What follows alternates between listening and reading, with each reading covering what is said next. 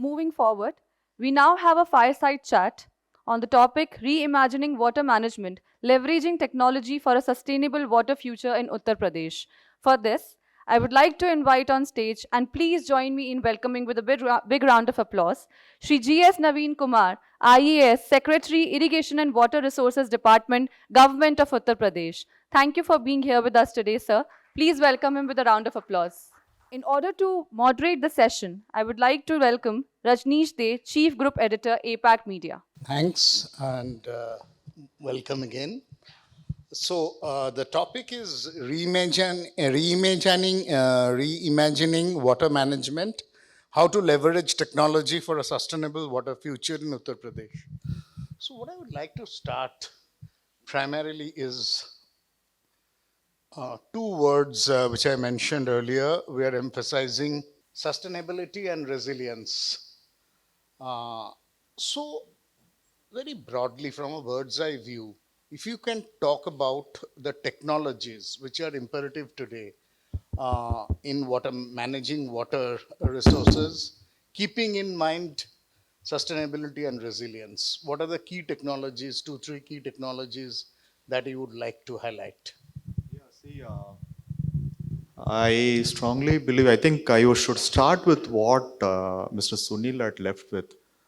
He spoke about communities. If you see here, this particular line, if you see it, when you talk about ecosystem, it's more about creating that community. If you think that without, I think that's I probably would pick that as the most important line which we have discussed today. Technologies will come, techniques will come, the knowledge, traditional knowledge would be there. So we just improvise on what is there actually. That's the most important. Technology is always there. People who have achieved, I think there was, I think Padma Shri, so I think Namaste. So the people, they have not used much of technology to achieve what they have done. In fact, things like this needs a strong community. In fact, I would put it if you, I have been advocating this for some time. And then my own experience, we did something about 3,000 ponds in the erstwhile Allahabad. Right now it's called Prayagraj. So when we started, it is the community's participation and the transfer of technology. I think if you call it that way, I think the minimum technology, he spoke about a very small thing. If you look at his presentation, he spoke about how to use those the bore wells which are taking water back into the aquifers, right? So that's as simple as that. But the point is, you cannot feed extensively chemicalized water into that thing because it changes the water strata for once for all. So can we not change it? In fact, I'm surprised, I'm happy actually, not surprised, I'm happy that the water department as the groundwater department as an technology now, which can give you a data on a weekly basis, daily basis. In fact, that's the kind of technology. In fact, I remember when we were working in Prayagraj, the data would be only pre-monsoon, post-monsoon. The kind of technology they have put piezometer. Piezometer is almost a system which tells you how much is the water. And then what we try to do is to work upon the data. I think data-driven efforts, I would put it this way, data-driven efforts would make it easier for the community to sustain it. So recently there was 2 conferences which was held in Delhi where LRIs, we talk about LRIs, land resources inventories, and which is very important for a watershed management. If you look at it, it's not just creating that pond or bunds there. It's an holistic support system. I think I would put it holistic support system. Unless you create consequential structures, it's not just trenches, it's not just aquifers, it's not just ponds, or it's not just lakes or rejuvenation. It's a whole structure, because that kind of thinking cannot be brought through a community by community alone, for which the science has to come in. So when you look at it, the GIS is very much required, because so what we are talking right now is, do we have a GIS ready community? Can the community, if I give an information to the community, can the community can read, understand and manipulate, I think, or design themselves. If you remember the older schemes, I think I also started like that somewhere in 2008 when I was taken to Kanpur. They made me stand in the top of some hillock, and they actually showed me how a watershed would look like. So it's a view of 2-3 kilometers, how structures are made. So that's exactly how a watershed management. It is 3 kilometer, 4 kilometers. Some watersheds are even 20 kilometers. So unless you understand the community, because in that 20 kilometers you would even have 40 communities, 50 communities, right? In that 2 kilometer you might have 10 communities, right? So can we bring them together, make them understand how do we use GIS, because that's something which was not there before. So that is something which you look at. The second would be LRI, land resources inventory. So this is another thing which we can, so based on this we have something called DSS, decision support system, DSS. So if you look at, there are 2 states which have extensively used it. Even Rajasthan has used it, DSS big time, where the decision making is given to the community. So DSS is nothing but an algorithm. So you are given an algorithm, you are able to pull out data, understand what is this. If you look at when you do a management, it's not the topographical management. We also talk about the hydrology management, right? So you need data on the hydrology and also the topography. It's not like when you're doing contour mapping or anything, it is not just the contour mapping which will help you in designing structures. You also have to understand where the water is going. If you remember that old times, there is a particular person, you will carry that, I don't know, there's a very funny device which goes there, then they'll be able to figure out where that well can be made, right? So similar, but that is not the way. But now we have a lot of technology which we can tell you where aquifer should be put in, the best place to put an aquifer, right? So best place, if you have a farm of 2 acres, which is the best place to put your pond? So this is where exactly technology would come in, because when I talk about technology, but the point is, I always believe that technology was always there. See, this technology which I talked about, that stick which rotates, I don't know whether you've seen it, I have seen it myself. So it rotates and suddenly it will say that's the place where you have to dig your well, right? So, but that's a foregone or old technique, but there are newer technology. How do we bring this technology into the communities and make them technology literate communities is a question. I think that's the challenge. All those people, I think people like you and who have been working in, bringing out thing, can we make, because I strongly believe, government can come in, create a structure, maybe a year, two, in PMKSY, we do it for 5 years. But 5 years is not how you develop an, entire water community. You need 10 years, 15 years. That's why you have been very successful than us, right? The reason being, we come there, we just make ponds and go off. But you need that sustain. So when you look at South India, for that matter, if you look at Mahobai, there is one beautiful example right in UP, where it is almost like it's a rocky terrain where the communities have come and established, a water system for, hundreds of years. So these are things which we should, think of. And given the erratic rain, I think that's also very important. When you talk about technology, can we give alerts? I think, can we give alerts using, to the farmer? In fact, in spite of asking you, can we give an LRA alerts? Can we give LRA alerts telling you this is how you should create your pond, this is what you should do with what we have, this is the kind of crop you can grow? Because one of the other question he also pointed out is, once we start giving them water, they will start growing the water intensive crops. So we also have to understand the soil as its nutrient content, which is very different from each. Maybe this farmer has a different nutrient content, the other farmer has a nutrient content. And like he spoke, I think that's the most beautiful point he made. This entire, jo bhi Prithvi hai, the earth, the water which have been created, it's been created over a period of time. It's not just, so it is not, although we chemicalize it, but it is also, we can always regenerate it. I think regenerative science is also something which we have to look at. So for regenerative science, we need good technology and alerts. So I think it's the most important component is community. So, very important. First, thanks for highlighting on the involvement of the community, how that is critical, and talking about technologies like the LRI GIS, and more important, a data-driven approach. Now, what is fundamental question? You put the thing that government can at most do is formulate policy and maybe monitor that implementation is happening.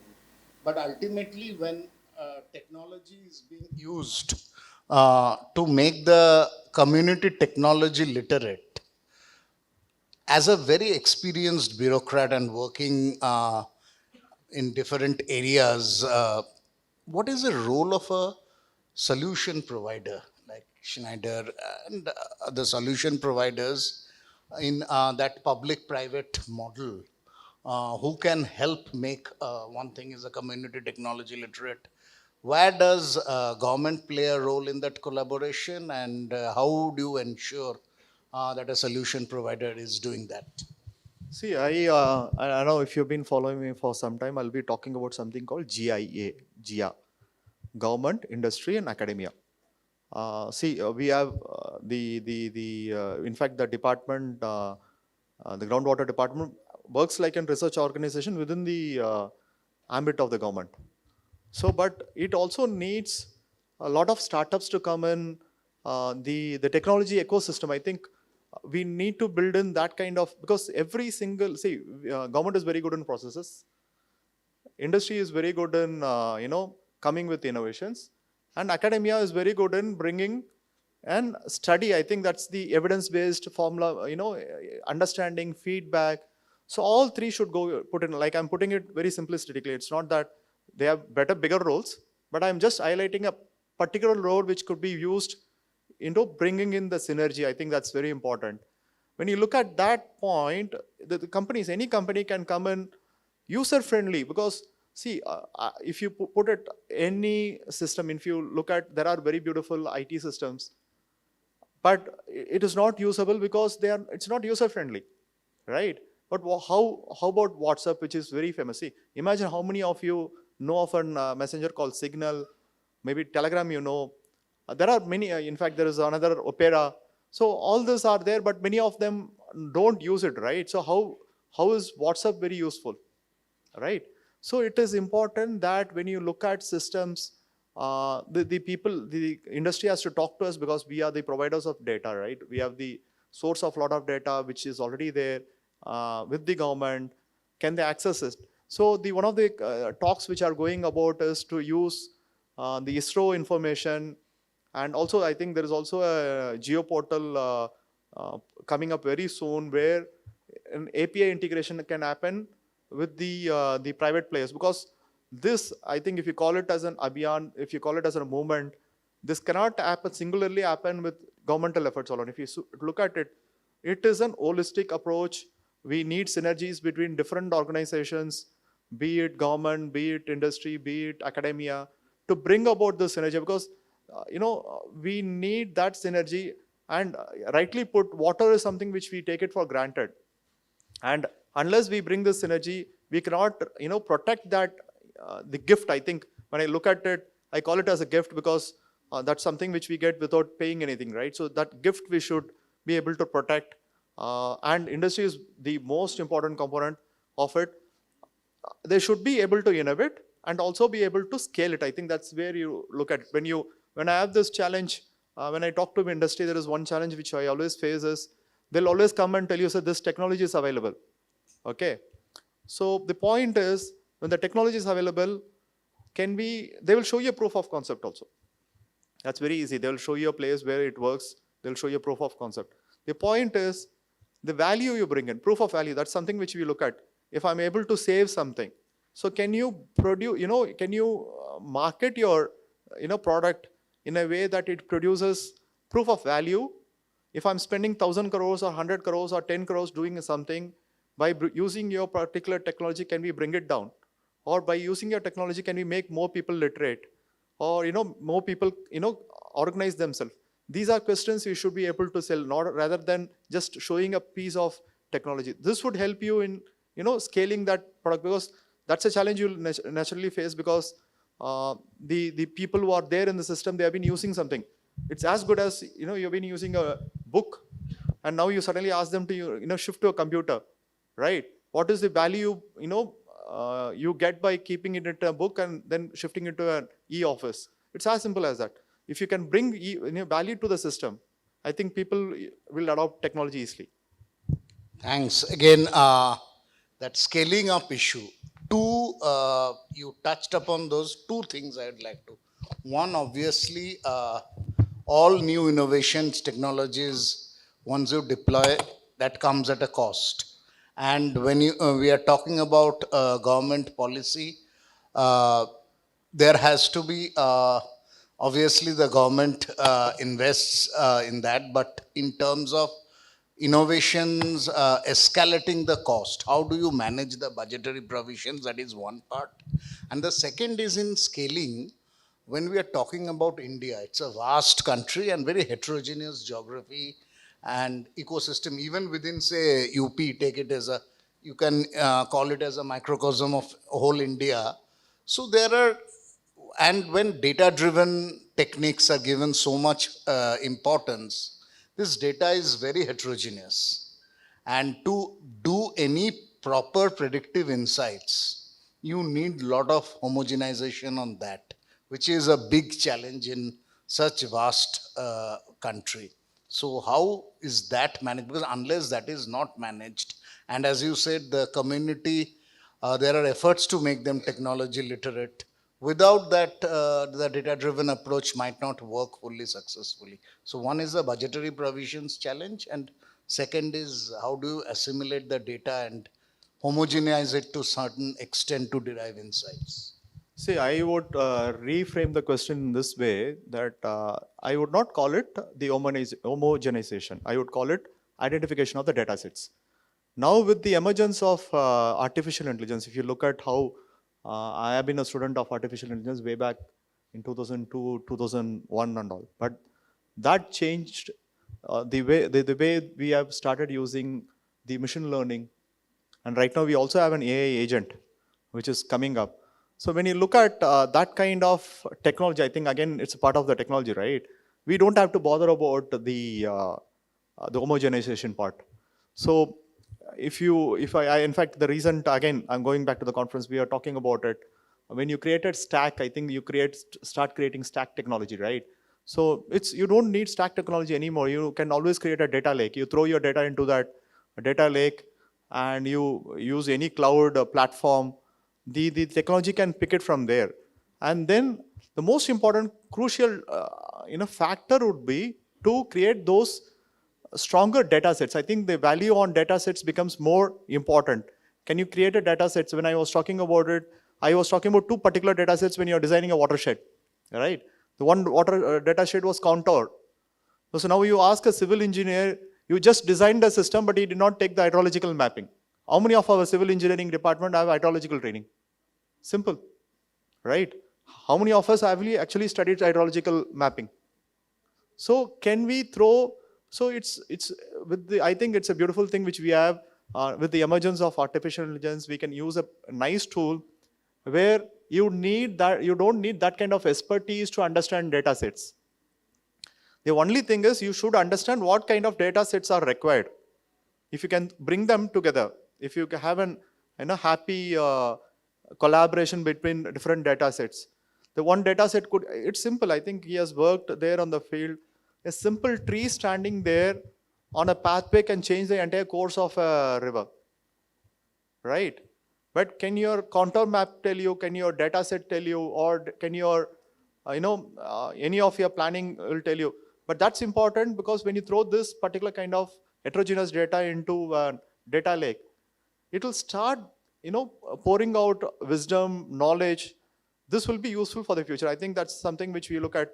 It's simply that the entire platform, I strongly believe now with the emergence of artificial intelligence, the entire water platform, I think we were also suggested gel platform, GelX platform or gel exchange should be created in a way that this entire platform should be the place, can be the sandbox. I think that's very important. When you look at, we already have a similar example in government where a beautiful sandbox is created with Ayushman digital mission, Ayushman Bharat digital mission.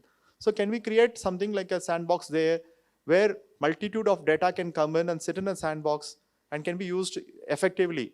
And this sandbox can also be collaborated with. Industry can come and create plug and play tools to use those sandbox systems. I think that's something which Government of India is exploring. Let's see very soon. Thanks for highlighting on this sandbox gel exchange kind of platform. So, the concluding part, I would like to talk on the budgetary expectations. Typically, when you are working with the industry from a government perspective, and when a lot of these new technologies, when you're focusing on AI, that comes at a cost. How would you ensure that uh, what I mean to say is the budgetary challenges don't impact the deployment quality, and in some cases, some compromises have to be made? No, I don't say. I've been in IT for some time. How we started IT and what we see in IT is very different. In fact, if you look at the new guidelines which is coming up in any of the schemes, they talk about a digital office, how a digital office should be set up, how your GIS should be used, how LRA systems should be made. And I think technology, it's a very strong belief technology is the most important component of whatever you do. See, it's two things. It's enabler, it's multiplier. So when you have two combination going through, it's very easy to, scale your projects. Human efforts can be, multiplied by many folds. I think when you look at it, it's very easy to create many fold. So any guidelines, I don't see I have not seen a guidelines or anything in the recent times which has not included this word use of technology, transfer of technology, in establishment of digital office. So these are, the country has been a pioneer in digital technology all over the world, right? So I think that seeps into everything which you do, which means that whatever technology, whatever we are doing, it should be a part of any scheme. You look at it, any single scheme in this state or in the country has a very strong digital governance. I put it this way: digital governance component to be embodied. Because, for example, I'll tell you a very small example where remote sensing. If you want to take a map of a particular place, it takes about 7 days to create a shape file. But the use of automation, which can automate it, you can create, every hour you can create a shapefile, right? So you have to automate it. So there are a lot of things which technology would bring in. So the human efforts I would put technology is more like your, helper, to put it assistant. And you can use your human brain for better things instead of wasting your time and doing many other things. So you can always use your time in making many other things. So that's how the technology would define the way we use human efforts. So, like to conclude on this note, you talked about initiatives like a sandbox should happen and things which are already happening, the GIS mapping or the LRIs. So, from a UP Water Resources Department perspective, over the next few quarters, if I may say, what will be the key focus areas? Would conclude with that. See, one of the key focus areas is to experiment with technology. We are also started experimenting with digital twins. If you have heard of it, digital twin is normally spoken in health department, but we also thought that's a good way to understand how your hydrological flow can happen, and also the way the dams are working. The other thing which we are also using is when you have pumping station, there is also a lot of controller units which go into pumping stations, be it irrigation units or be it Nagar Nigam units. So we are also looking at technologies where we can automate it and then reduce the cost of the power which is used there. And in fact, we have a very beautiful project where we use solar energy to pump water and then also give solar energy back into the system, right? So that way we are looking at different innovations which we are looking at. The second is to also modernize the command area, development area, where we have a huge command area where because the UP also has this thing that the land holdings are very small. So building a larger drain network is very difficult. Water drain network is very difficult. So it's important that we had to use pressurized piped systems to take the water to the last mile. So that's something which we are looking at. And then we also look at watershed management, because we have already up through the the water in the rainy season, but I think it also provides an opportunity to plan for the next 3-4 months, where we can start something somewhere, by December or January, where we can start our, water harvesting structures back in system, where by next rainwater season we are ready. So these are top priorities for the department as of now. Thanks. That was JS Naveen Kumar, one of the most experienced bureaucrats in the country, talking about how the Water Resources Department is leveraging on new technologies and newer opportunities like the sandbox idea. And when data driven approach is given so much importance, creation of data lakes becomes imperative. And talking us through what are going to be the key focus areas for the Water Resources Department in the next few quarters. Thanks a lot for today's proceedings, and I'll pass it on to Ananya. Thank you, sir, for such an insightful fireside chat. I request Sangamitra ma'am to felicitate sir with a token of gratitude.